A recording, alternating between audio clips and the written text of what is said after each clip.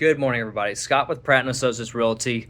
It is Monday, July 1st. It is Monday on the halfway point of the year, which is kind of interesting. Most people who see a Monday, it's kind of a negative thing, but I want you to see Monday as a positive thing. Instead of saying, oh my God, I can't wait till Friday, I want you to start saying, Monday's the beginning of my opportunity. And let's make changes.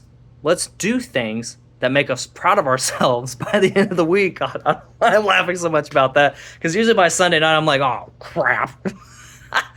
But let's start doing something. Let's start changing things. You know, I know you made New Year's resolutions at the beginning of the year. One of my first videos that I did was about, I said, everyone around the last week of December is like, God, this year sucked. Oh, everything sucked. But they don't do anything to change it. And most people's problems is with money. Most people's problems with money. I don't make enough, or I can't. I'm spending. I see these TikToks where people are like, my car payment's $1,400 a month. It's impossible to live in America. Why'd you buy a car like $1,400 a month? Are you stupid? You gotta be stupid. That's really stupid. But anyway, let's not be so negative. To be intentional for the rest of the year, what I want you guys to start doing, putting aside a little bit of cash every single month. Let's do it. You and me together. I've been doing it for this year. I've just started this year putting cash aside. Now I do have investments. I do have stuff that I've had set up for a while.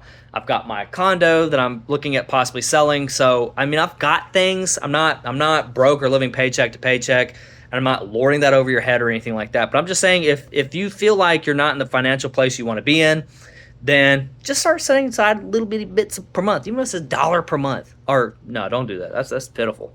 Even if it's $30 a month, or let's get you to $365 by the end of the year that you didn't have otherwise. Now, if you got credit cards, start paying them down. If you're like, Scott, I can't save, I've got credit cards. Well, okay, start paying them down, and don't pay the minimums because you're just paying interest at that point. Get them under control. Do whatever you got to do to get them things under control. I'm going full Dave Ramsey on you today, but. The reason why I'm making this post is because I've noticed a major shift in the real estate market, and even the presidential debates. I felt like this. I don't know if y'all felt this way, but the presidential debates, I feel like in the soul of America, there's like this, like everyone's like, what? What was that? You know, I'm not gonna get political here, but I just feel like the debates were kind of odd and strange, and it's an uncovering of over everything else in this country, or in our daily lives, or in even YouTube content that we consume. It feels like a veil's been lifted a bit, and we look in and we're like, that's weird. I don't think I like that. That's weird. The veil's open. Cat's out of the bag. I was this morning looking at some content on YouTube, and it was about financial advisors and how it's becoming more of a grifter type market. And even people that I used to watch and respected have gotten their consumers of their content, their follower base, in some financial trouble. And a lot of people who are telling you things like, pick these stocks, turns out not to be in your favor. I need some water, sorry. And a lot of people are getting kind of fed up with it, and they're getting fed up with the whole money system. And I've decided myself to learn more about money. January, we're at the halfway point of the year. We want to make changes throughout the year. One of the things that I wanted to do was learn about money and to be consistent about making content on this social media platform to help people to actually provide something of value to people, with care, with actual real care, not stuff that just makes me. I want impact. This Mike Zuber said this. He says, I don't just need followers, even though he just reached 60,000 the other day, so good for him. He says, I'm happy about that, but I want my content to be impactful, to help people. Same thing here. I take a lot of stuff that I see out there, and I curate it here, and I pass it along to you. And if I'm not saying, I'm not coming up with the stuff on my own. I'm not predicting the real estate market. I'm just giving you stuff that I've read from somewhere, and I'm condensing it down into enough TikTok information that will help you. That's what I want to do. If there's anything else I can do to help you, comment in the thing below, in the comment section below. We do it live. But yeah, that's my purpose here, and I have more of my credo that I did want to read. Yeah, my purpose is make impactful content. I'm just reading from some notes. Impactful, helpful content. I want people to think differently about real estate, their finances, and I want to help people have better lives financially through my content. And through, so I'm kind of repeating myself, but through the even in my clients, through my actions, through my help, and me being on here and having to force myself every single day to come up with helpful information for you. It's something I can also take to my clients and help them with. Instead of just in the past, I'd stick my finger in the wind and be like, oh, the market's up, the market, I don't know. No, and I know a lot of real estate agents that are that way. They're just like, well, it's just the way it is. No, I want to know where everything's going. And I know the people that are really trustworthy and good at their jobs, when I start talking to them about money and the economy and the Federal Reserve, they can have a conversation back with me.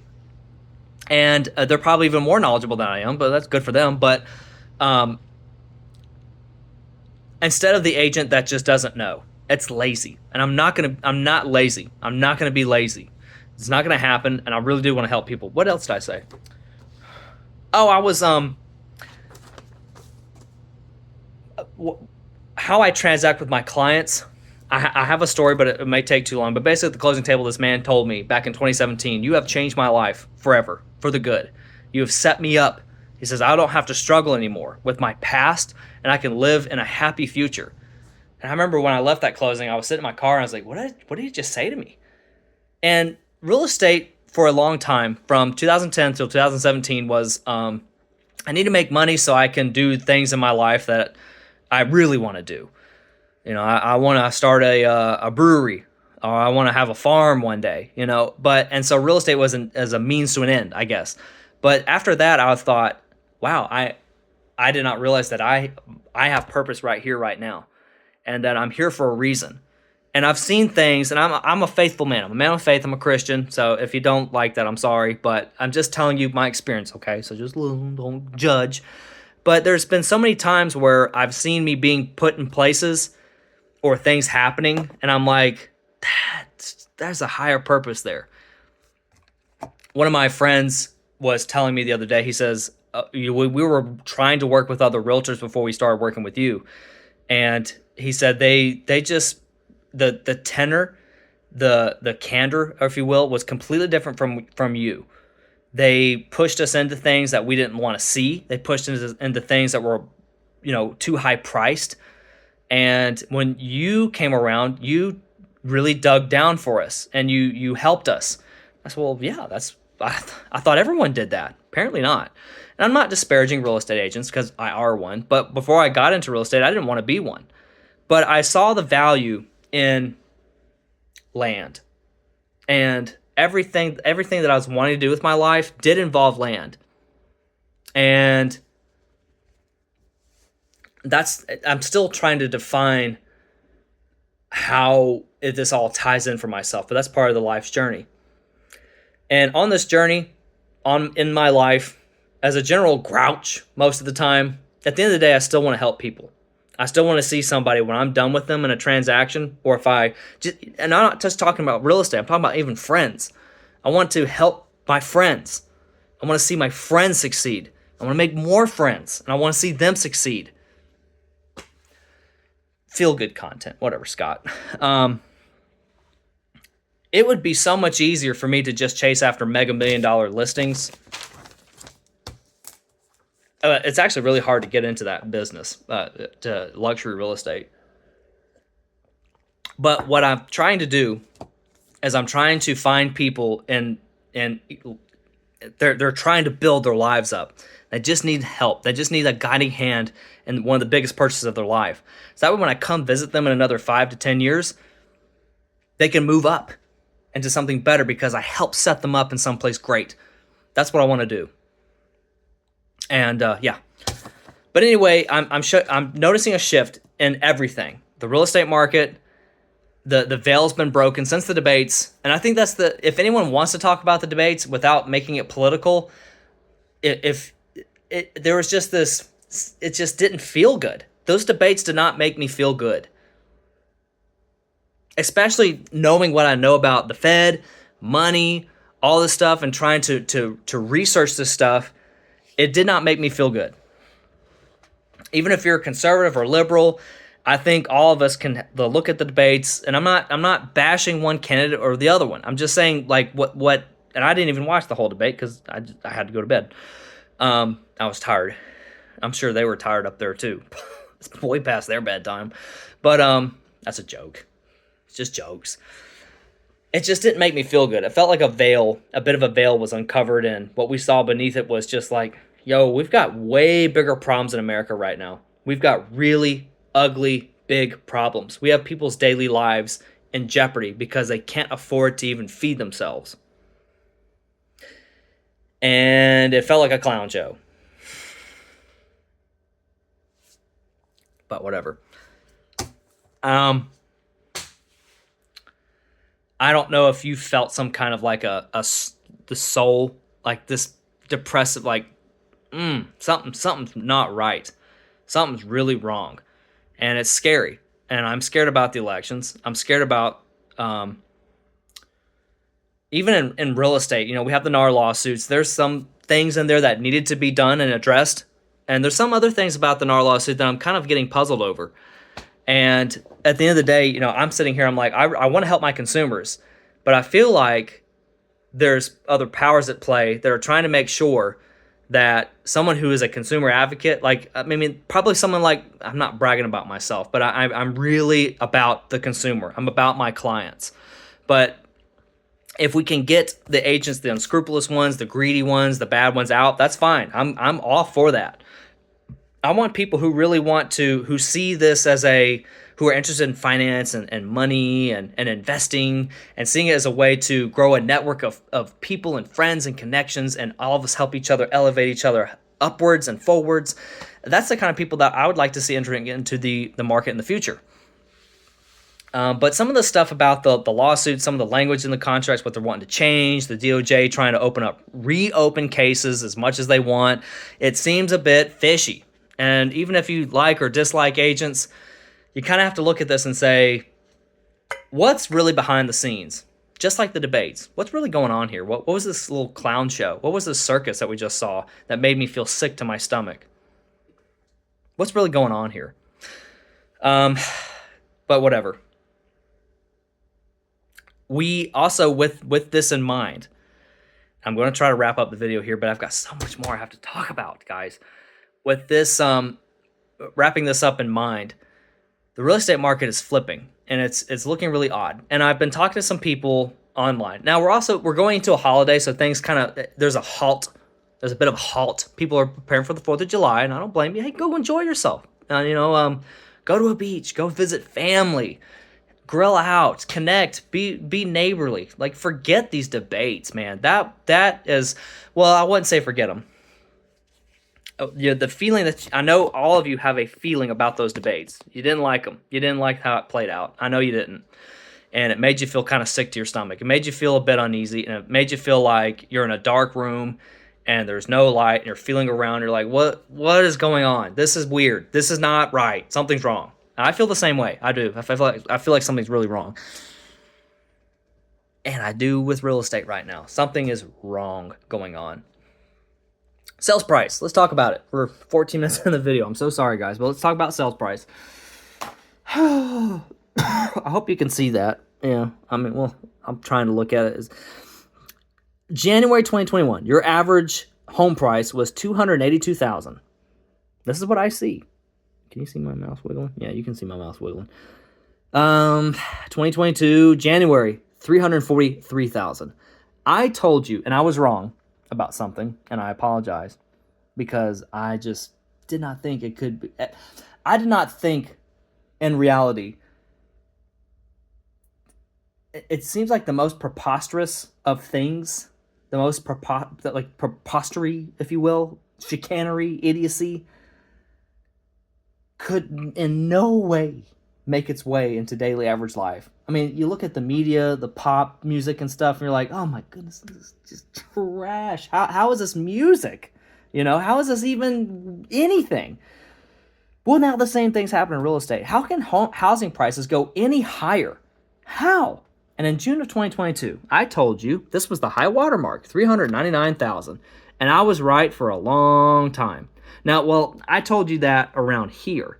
I said, around here in January, I said, there's no way we go back up here. This is going to start trending downward, right? No, wrong, Scott. Wrong, Scott. We broke the $400,000 average sales price in May. And now we're up to $409,000. It makes me sick to my stomach. And it's because I work with so many buyers. I work with so many young buyers, first timers, and they're like, oh my goodness, we can barely afford a good home. I'm like, you're buying a $500,000 house. You should celebrate. Like, obviously, you're doing very well in life. Okay, you're doing very well if you're buying a house like that. Don't beat yourself up just because the market's acting like an evil spirit. But new listings, let's go look, guys. Well, we're down. June of 2024, we were doing so well. Now we're down. That's not the progress that we wanted. Homes for sale. Well, so new listings are going down. Homes for sale is up. That means people are sitting on the sidelines right now. 23,917. Having inventory is great. Having inventory is great. If that's anything that's going to help get prices back down to a reasonable level, maybe in July things change for the better. I hope so. Typically around this time of the year, we peak, and now for the rest of the year, we're going to start to fall. Hopefully we fall at a nice, sustainable rate. Not too fast, not too slow. So we have new listings gone down, but homes for sale is increasing. That means stuff's sitting. And how I know that, month supply has shot way up. Stuff is sitting. So the prices are all-time high. Interest rates are at all-time high. And we're sitting, now the stuff is starting to sit on the market. Pending sales. I know pending sales crashed. Pending sales crashed. And that's why. Like, month supply up, pending supply down. Or pending sales down. Closed sales down. Pending, closed. Pending, closed. Transaction crash. Days on market. Not too high, right? And you have these waves. Winter months, summer months. Winter months, summer months. Winter month, and now summer months. Cumulative, last week I was talking about, it was 15 days on the market. Now we're 17 days on the market. But I've seen listings, y'all, that are way, way, way, way, way higher than that. 155 days. 600 days. I've seen one of those. So where are things going to go, Scott? What's in your simple ginger brain? Where's things going to go? Prices will depreciate some this year, not to a degree that you'd like to see it. It's not going to go down to 370 or anything. It's going to depreciate some just because of the market forces. It's going to depreciate down faster this year, or at a quicker rate, because the market it's an election year. The interest rates are not getting cut until way after the elections, probably in December, as I've said, late November, December. So prices will come down some. Inventory will climb back up. If they do cut interest rates, it will wipe out that marginal demand, and we have to start, or wipe out that marginal supply that we had, and we have to start kind of all over again next year. The Bank of America, this is from Mike Zuber over at One Rental at a Time. He talked about this. It will be until 2026 before prices start to stabilize. 15 housing markets to face major corrections. 13 of them are in Florida. Insurance.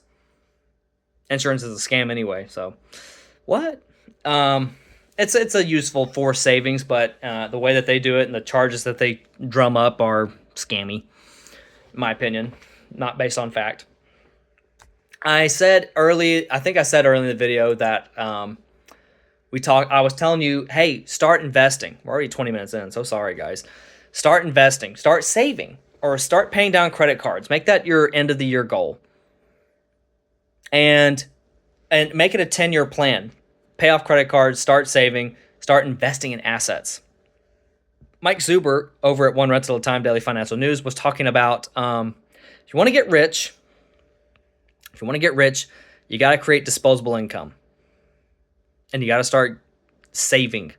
He said, create disposable income and invest And no no big credit card balances and no splurging. Splurging's over, and that's for 10 years. No splurging.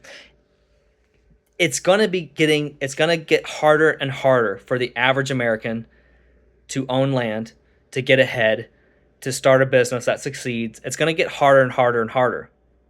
And I was reading something about Cantion's essay, and I'm going to start reading Cantion's essay so I can understand money better and the economy better to help educate you and to help us together lift ourselves up out of struggledom and into success and financial freedom. Okay? And he talked about how wars, wars, and did the debate make you feel better about the war in Ukraine? I bet it didn't. Didn't make me feel better about it. I didn't even watch it, but I know they didn't really. They just kind of piddled around about it. But wars, regulations, taxes, and a increasing amount of debt, increasing amount of national debt impoverishes the people. I just started the book, so I will let you know how it goes as I read it along. And if I find anything in there that's really fascinating or interesting, I want to come on here and tell y'all. But anyway, this video is way too long. It's not TikTok where this is going to be YouTube or somewhere else. But yeah. Sorry to end the video on kind of like a negative note. I didn't mean to do that. I'm hopeful for you and me, for America, for the people of this country, if we all band together. Now, car prices, I've seen this, car prices have started to crash. I don't know how true that is, but people are not buying these overpriced vehicles anymore. Good for you. Good for you. And people are not buying overpriced housing either right now. Good for you. If you do need to buy a house, I would tell you to buy on the periphery of a suburban area. And it needs to work for you. It doesn't need to be extravagant, and it just needs to work. And let's say you're approved for $300,000, try to find you something around the 250s. If you're approved to $400,000, try to find you something in the 350s. And try to find you something that's bigger, has more space, and has a place for you to grow, create, and you can maybe work from home, doing side projects, making disposable income so you can invest in the future, even if it's down to just making bracelets and selling them on Etsy. Give you a space to create in. House hack, if you are wanting to do that. But yeah, for the next 10 years, we're going to work, you and me, together, and we'll hold each other accountable. Hope you have a fantastic day. We're already 23 minutes in, but if you've made it to the end of this video, wow, you are a fan. Thank you so much. Hope you have a fantastic day, and I'll talk to you later.